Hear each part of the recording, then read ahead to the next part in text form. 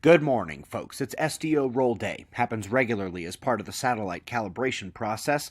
Today we've got sunspots, planets, climate science, nova, cosmology, and a special video coming tonight.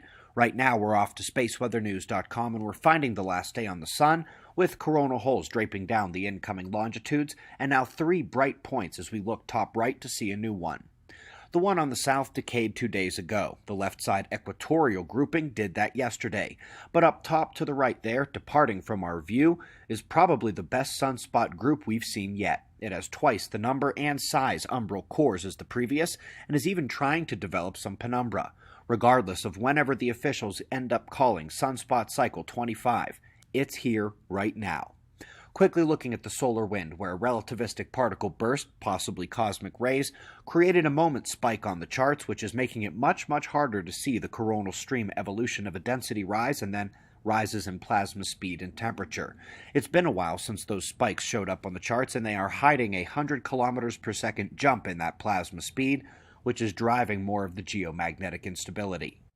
We're off to earthquakes, where the tip of Russia took the largest rumble of the day at 6.3, but the Dominica event is also noteworthy because not only has the Caribbean activated once again, but that's a blood echo down at the low velocity zone of the mantle, where we look when more is coming. The U.S. climate report for all of 2019 is out. These were your nightly minimum temperatures, how low it got at night. And folks, this is the reddest chart they have. Dark red dominating the east, while the Midwest and northern states did see a couple of patches of blue, slightly below average. And now here's the one that should matter for global warming discussions, the daily maximum temperatures. It's an even split color-wise, with as much area seeing their record coldest year ever to those that broke their heat records. We're going to ping-pong between the daily minimum and daily maximums here and remind everyone that only one time in the last 59 months has the minimum temperatures not been the one they had to lean on for their climate claims. And we're off to a very confusing article claiming that orange stars are the best ones to look for life. They are examining red dwarfs, sun-like yellow G-stars, and then those orange ones in the middle. And it is the abundance of the orange ones, they say, that puts it in the sweet spot. They say G-stars are not common enough, and red dwarfs, their powerful X-ray flaring, complicates their habitability picture. But honestly, the 25 times greater flaring than our star that we see at an orange dwarf is not exactly my idea of a habitable situation. Article is linked below. And really, what do I even know? Because I was floored when I saw habitable radiation readings 2 years after the Fukushima meltdown.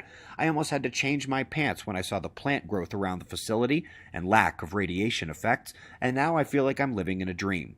Not only did they catch the footage with nature cams, but subsequent checks demonstrated the animals around Fukushima are fine, not suffering any radiation issues. Let's get some more pretty stuff, shall we? Hubble here with UGC 2885, possibly the largest galaxy in the cosmos, 10 times the stars of the Milky Way, but with the calm of meditation as her plasma nucleus sleeps, and star formation is but half of that in our own galaxy. Sophia is up next, and once again using her infrared view.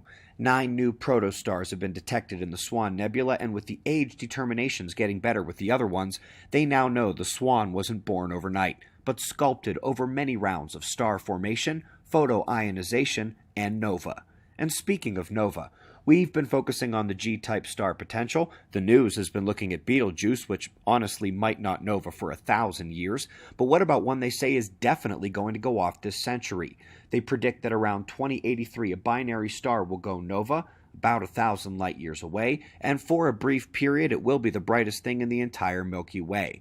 FYI, 1,000 light years is about 1% of the diameter of the galaxy. Some of you say I'm too hard on dark matter scientists.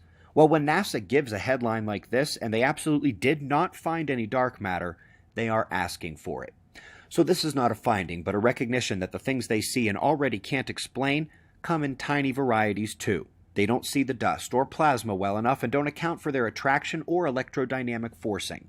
This is one of the reasons why there is the Hubble constant tension, a major problem in cosmology that just got worse as NASA and the Holy Cow team strengthened the existence of that tension. They are starting to realize that even things like dispersion measure from fast radio bursts may be greatly biased by interaction with plasmas they don't see very well. which is, of course, the primary purpose of setting up new ground and space-based scopes for exactly the purpose of seeing that hard-to-see material, the dust, the plasma, waiting to reveal its secrets. And now we're off to Stanford, where an arrogant, insulting, and utterly closed-minded bit of nonsense is spreading like wildfire across bubble echo chambers online. How to talk to climate deniers. Solution number 1. Don't try to make it about the science. Let them know that we are stewards of this planet. It's our job to do something. Straight Agenda 21 language used in there, and requires you to think that humans are gods. Solution number 2. Force the conversation into purity. That's a very tall order, given that most die-hard human-blaming global warming proponents are the first to scream obscenities at people and kill their babies. Fact. Solution number 3.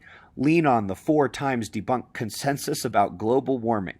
Seriously, I don't know if it's more amazing how many times that alleged consensus has been debunked, or that this psycho used it as a real solution. And that brings us to number 4, the only one of merit, because an observer who actually gets such express information about what that person believes will know exactly whether to go after the consensus, the changes made by the IPCC itself, the papers put out by the professors at top universities, or if they're just too dumb to understand any of it. By the way, you can also use things like the individual papers we show on a weekly basis, like this new one debunking the idea that fish near coral reefs are starting to suffer. They are not. Yes, that is nature debunking one of the rallying cries of the other side. Gonna deliver my own rallying cry tonight. Folks, 3 parts down in the climate series, and tonight you'll need a snorkel. Part 4 hits the oceans, and it's a tipping point in the series. That's coming right here tonight. We greatly appreciate your support. We've got wind map forecasts and shots of our star to close. And of course, we'll do this all again tomorrow, right here. But right now, it's 4:20 a.m. in the new Valley of the Sun. Eyes open, no fear. Be safe, everyone.